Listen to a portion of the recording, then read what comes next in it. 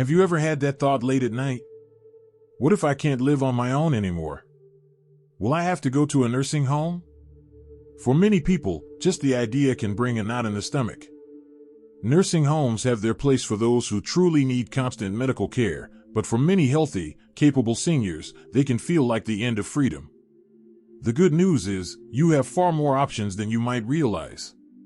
Options that let you stay active, keep your dignity, and still get the support you need. Let's imagine this for a moment.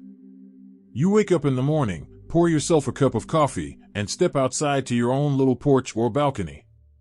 You wave to a neighbor, maybe chat for a minute, and then head back in to read the paper. You're in a safe place, you have people nearby if you need help, but you're still living your life on your terms. That's the kind of independence we're talking about today. One wonderful option many people overlook is moving into a senior co-housing community. These are neighborhoods designed specifically for older adults who want to live around people in the same stage of life. You have your own private home or apartment, your own kitchen, bathroom, and space, but you also share common areas like gardens, lounges, or even a dining hall for optional group meals. The beauty of co-housing is that you can be as social or as private as you want. If you want company, it's right there. If you want quiet, you close your door and enjoy your own space. And because everyone is looking out for each other, there's a natural safety net, without anyone feeling like they've given up control. Another option that's growing in popularity is the granny flat, sometimes called an in-law suite or accessory dwelling unit. Imagine having your own little home right on the property of a family member or close friend. You have your independence, your own entrance, and your own routines, but you're also just a few steps away from people who care about you. It's perfect for those who want to avoid the loneliness that can come with living alone, but also want to keep their privacy. Some families even build these small units in their backyard specifically so an older parent can live nearby without feeling like they're in the way. It's a win-win. You're close enough to help each other, but far enough to have your own lives. And then there's the idea of active adult communities. These are often 55-plus neighborhoods filled with walking paths, fitness centers, hobby clubs, and activities. Think of it as a vacation village for people who don't want to slow down. You still live in your own home, but everything is set up to make life easy, safe, and fun. No mowing lawns, no climbing ladders to clean gutters, no worrying about maintenance. The social opportunities are endless, but you're never forced into anything. Some people join book clubs, others take up pickleball, and some simply enjoy the peace of being surrounded by people who get what this stage of life is all about.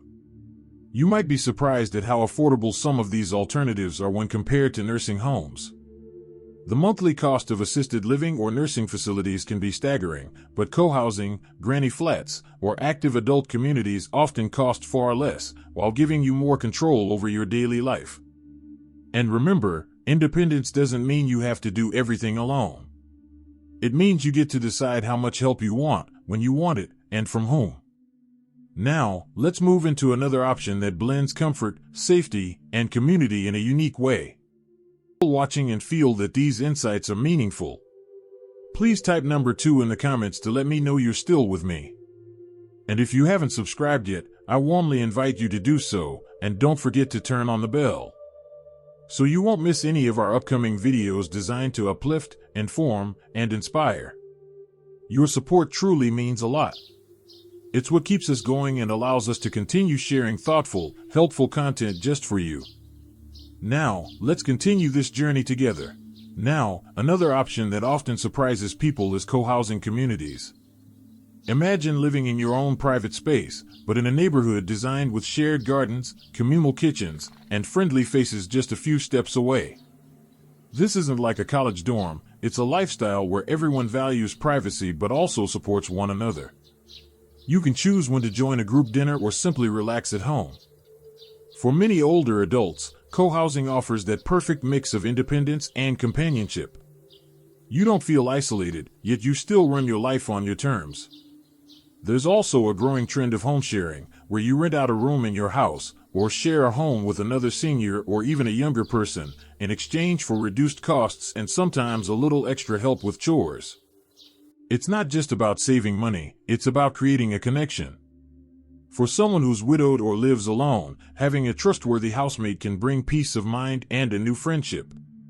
Of course, it's important to be careful. Background checks and clear agreements are a must, but when done right, it can be an incredibly rewarding arrangement. If you're someone who values daily support but still wants the comfort of a home environment, consider a small residential care home. These are usually family-style houses with just a handful of residents, not large facilities. Meals are shared at a dining table, caregivers are part of the household, and you actually get to know the people caring for you. It's warmer, more personal, and often less overwhelming than a big nursing home. And because there are fewer people, your preferences, whether that's sleeping in a bit later or eating your favorite breakfast, are more likely to be respected. Of course, some people might be thinking about travel or moving closer to family but worry about leaving their current support network. This is where senior co-living apartments can shine. These are purpose-built communities where each resident has their own apartment but shares lounges, gardens, and activity spaces.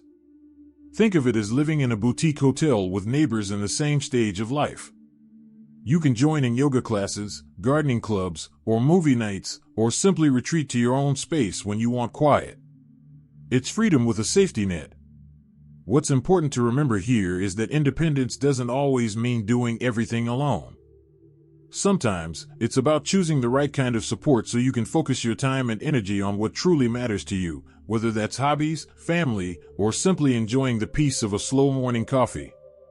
Another creative solution is granny flats or accessory dwelling units, ADUs, small, self-contained living spaces built on a family member's property. This arrangement lets you keep your own front door, your own kitchen, and your own routine, but you're still close enough to family for Sunday dinners or in case of emergencies. It's a wonderful balance between independence and connection.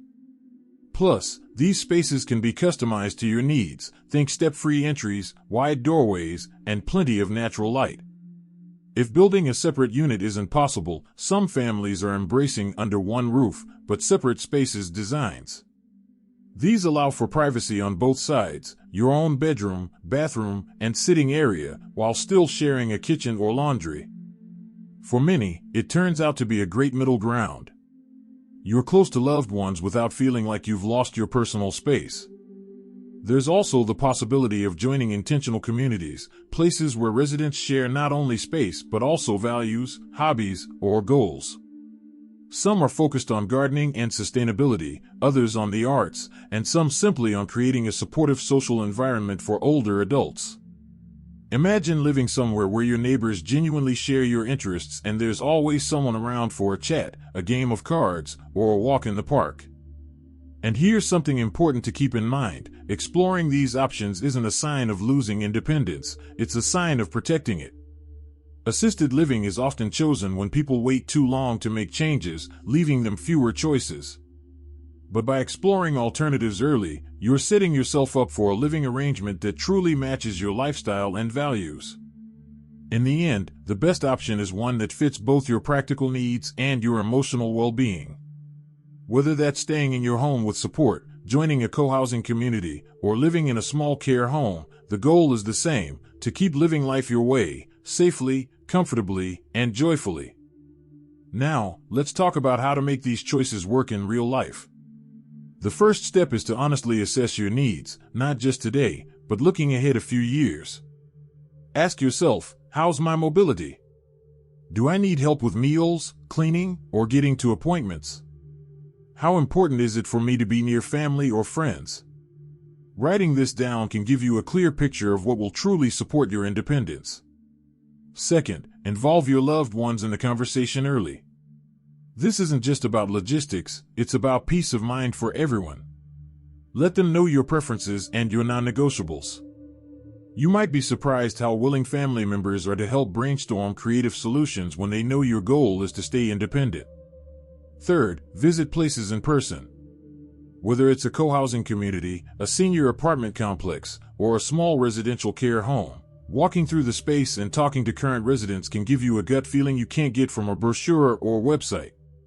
Look for details: how friendly people are, how clean and safe the surroundings feel, and whether activities genuinely interest you.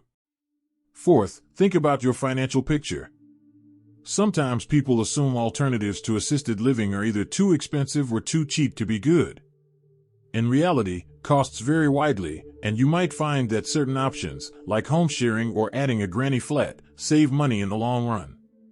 Don't be shy about asking for a clear breakdown of expenses before you commit. And finally, give yourself permission to change your mind. Your needs, preferences, and health can shift over time. Choosing an alternative to assisted living now doesn't lock you into it forever.